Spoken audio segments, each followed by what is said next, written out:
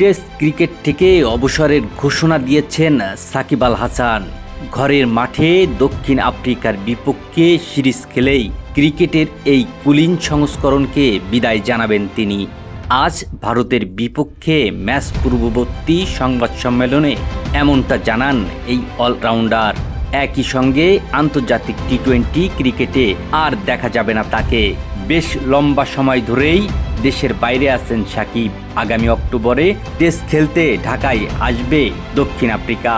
সেই সিরিজ দিয়েই টেস্ট ক্রিকেটে ইতি টানার ইচ্ছা প্রকাশ করেছেন তিনি।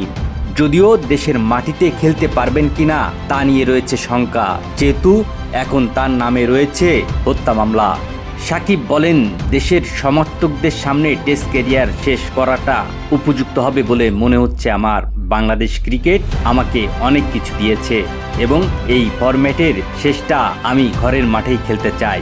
আমি বিবিসির কাছে নিজের শেষ টেস্টটি মিরপুরে খেলার ইচ্ছা প্রকাশ করেছি। যদি তা না হয় তাহলে কানপুরে ভারতের বিপক্ষে ম্যাচটি হবে আমার শেষ টেস্ট। টেস্ট ক্রিকেটে এখন পর্যন্ত 70টি ম্যাচ খেলেছেন সাকিব।